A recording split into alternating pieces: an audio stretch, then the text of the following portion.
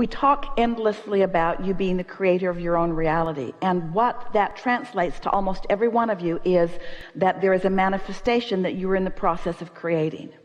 We would like you to right now look at this whole subject of creating your own reality differently. We would like you instead to look at the happily ever after trail, which will result in some manifestations.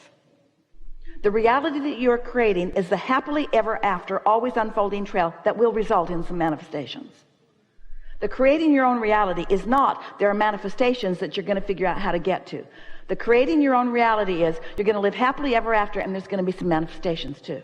Because the reality that you're creating is this holding yourself in this place where you're in the receiving mode, where you are utilizing the ingredients, the immediate ingredients in your immediate surroundings for the satisfying fulfillment of your life experience right here and now.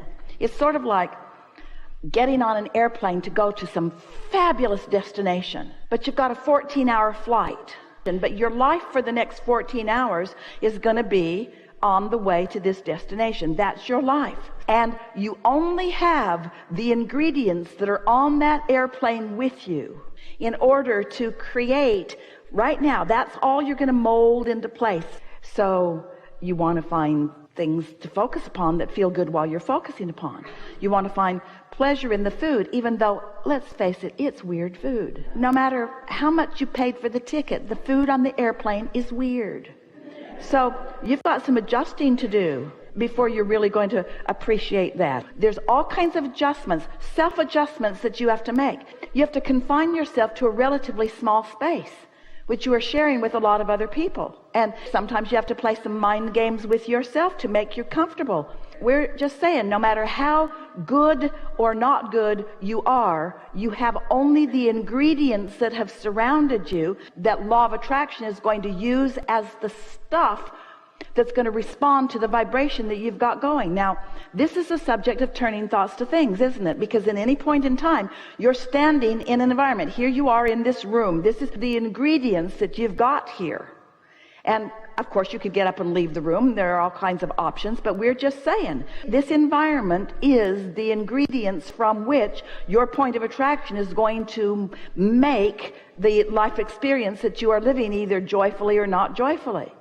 So when you acknowledge that I am where I am, I am where I am, that's profound. Write that down. I am where I am. I am where I am. And in this manifested place where I am, where I'm seeing and hearing and smelling and tasting and touching, in the midst of all of that reaction to life experience, I am emanating a vibration that's going to bring back from these immediate ingredients, immediate results. From these immediate ingredients, I'm going to get immediate results. Now, I can fantasize about tomorrow, and I can ignore everything that's happening here and go deep into my own mind. But really, as thoughts are turning to things, my thoughts are turning to things, and they're using the ingredients that are surrounding me, don't you think? Don't you think that's what's happening? And so, what's the best utilization of these ingredients? Well, the best utilization of these ingredients has to do with the momentum. In other words, what's your expectation? Do you expect to live happily ever after? Do you expect these flight attendants to be wonderful? Do you expect your pilot to be skilled? Do you expect the temperature of the cabin to be comfortable? Do you expect to thrive during this environment? In other words, what are you evoking from these ingredients? And you can't just start now. You've started long before now, because your propensity to offer a vibration to which the law of attraction is going to respond was underway long before you got into this moment. Sometimes it happens so fast, I don't have time to react. Well, it's too late now. It's too late now. You're in your now, and all you've got is response to your ingredients. But what if in moment, you're basking, you're deliberately looking for positive aspects.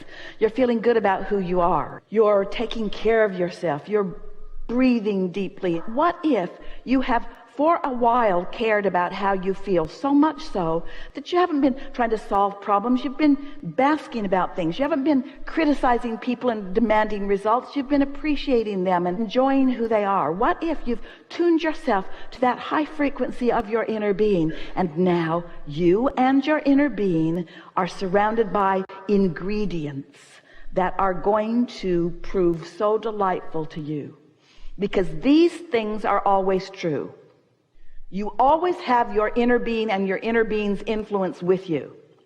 You always have some sort of relationship with your inner being. It might be sketchy or it might be solid. It might be allowing or it might be resistant. In other words, this is always true in every moment.